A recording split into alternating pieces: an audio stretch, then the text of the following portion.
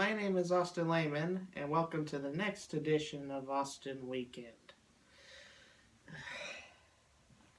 Here's Dad. Hi.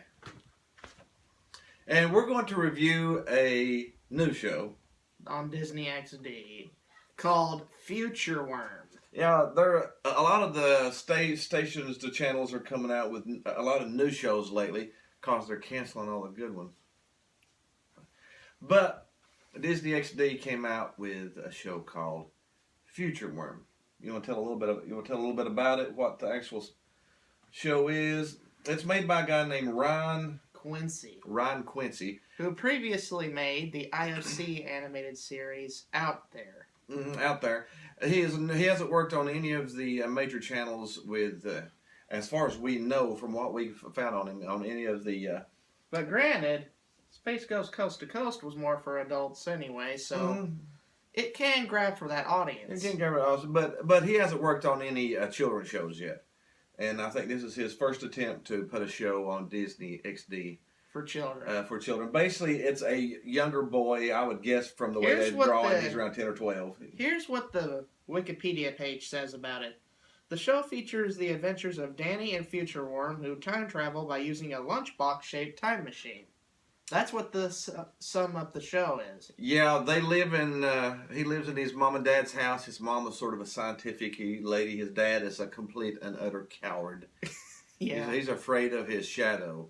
He's a paranoid guy. Paranoid, yeah, weird guy, yeah. And they travel through time and battle monsters and stuff that happens. And boy, do we have quite a few things, if not very few things, to say about this. Yeah, sort of a few things about it. What was your major? Let's just say, what was your major thing that you liked about it? Did you like? I like anything about it. Well, I have one thing, if not just one thing, I like about it. It's its creativity. Yeah. It does use its creativity very well, but my problem with that, even the one thing I like about it, has a problem. Yeah. It's way too forced. And it's way too fast.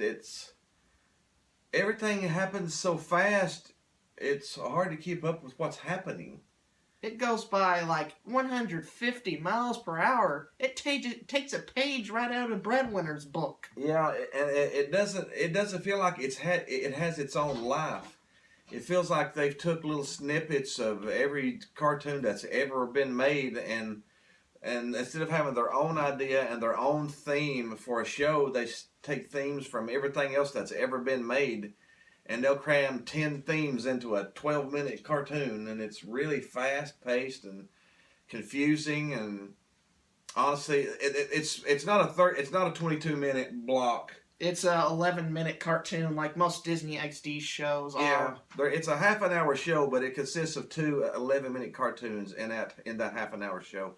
And it's confusing. It's really misleading at times. Like, sometimes you think the plot is gonna go one way, and then they take a complete 360 or 720. Which again isn't a bad thing if it's done right. But here it's just done right. No, it is not. No. What a way to end this good streak we've had. Yeah, we've had a streak of good cartoons lately, and this one. The worm is obnoxious.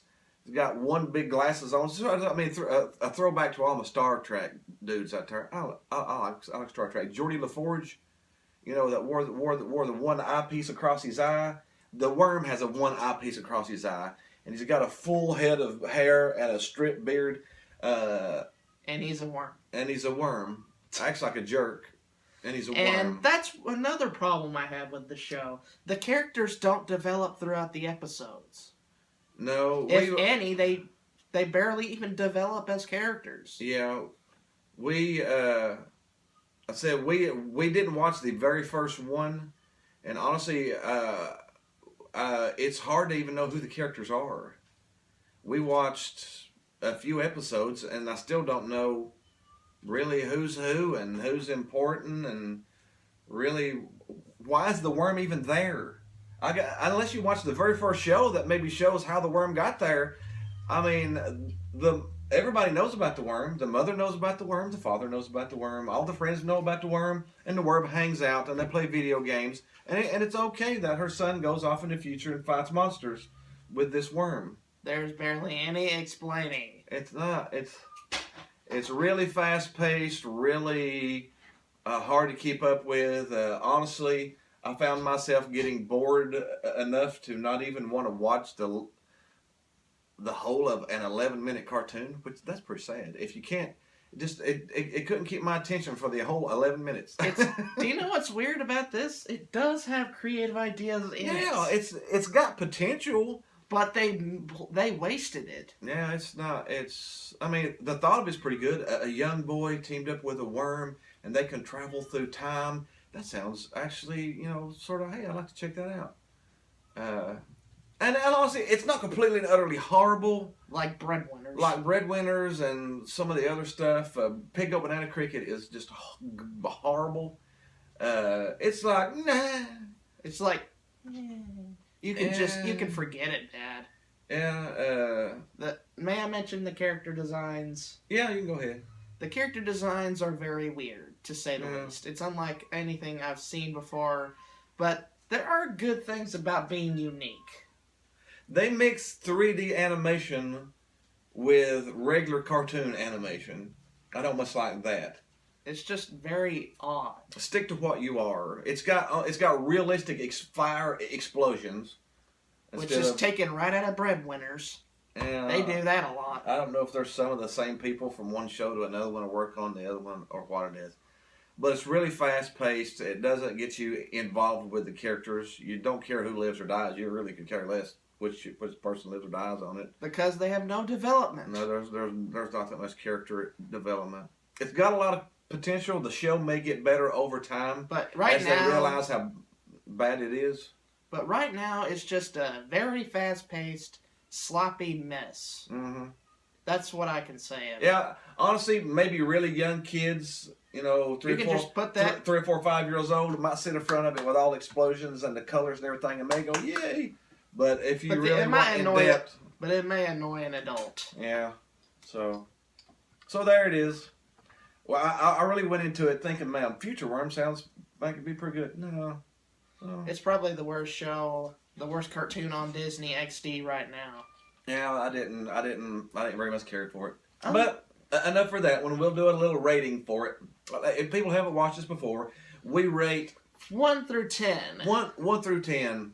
And we're not the typical critic talk. We don't use 5 stars or 10 stars like that. No, we don't use the usual crap. We pull items from the show to places in our ratings to take the place of the stars. Like when Kung Fu Panda, we use dumpling time, dumpling time, dumpling time. Kung Fu Panda loves dumplings, so we use dumplings to rate it instead of stars. Do you know how many times I've done that? I think people will love it if I do it more. I don't know, dumpling time. We pull things from shows, though. Okay, Future Worm, what do you want to use to rate this one as? We probably should have talked about it and decided what we want to do. I mean, what do we do? Lunchboxes, since they travel in a time machine shaped like a lunchbox? Maybe we should size of a lunchbox? Maybe we should do lunchboxes, yeah. Let's do lunchboxes. Okay, 1 lunchbox being horrible, 10 lunchboxes being the best thing ever. How many lunchboxes do you give Future Worm?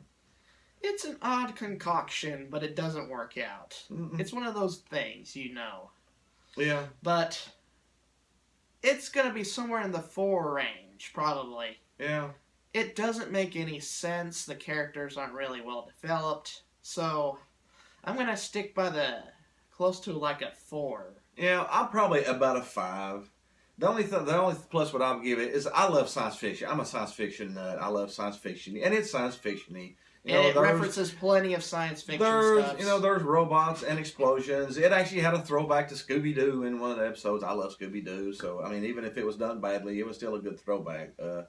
So I would probably give it a 5. It's not completely and utterly horrible, but it's definitely not worthwhile worth attention. Watching of me. I'm not going to record any more shows. Does it escape the Austin Weekend seal of suck by hair? Yes, it doesn't get the seal of approval, but it's not thrown into dumpster fire either. So it's just like, Watch it if you want to. Make up your own mind, but it's not recommended. Do you know what's ironic about this? Star versus the Forces of Evil. When we went into that show, we expected it to be very flashy, creative, in your face, and colorful. Mm-mm. And that show proved to be better than we thought it would be. Yeah, that was just, for this one. I went into it thinking future scientific stuff. No, The same thing, but just let down. It's just one show proved out to be better than the other one. Yeah, and that's something you can't help. Yeah. Now there's some more new shows. I think we might do what's the Milo one. Milo Murphy's Law, which is pretty exciting because it's made by the same guys who gave us Phineas and Ferb. So we're gonna probably do Milo Murphy's Law next. Plus we've got Doctor Strange coming out here in about a week. We're gonna go watch some Doctor Strange. And some we'll probably do some older cartoons, pull up a few retro reviews too. Be sure to hit the like button. Be sure to hit the subscribe button. Hit the groovy baby button. Hit the groovy baby because it's always groovy. So be sure and like us. Be sure and subscribe to us. That way you'll know when we do new stuff. Other than that, we're out. See ya next week. Groovy.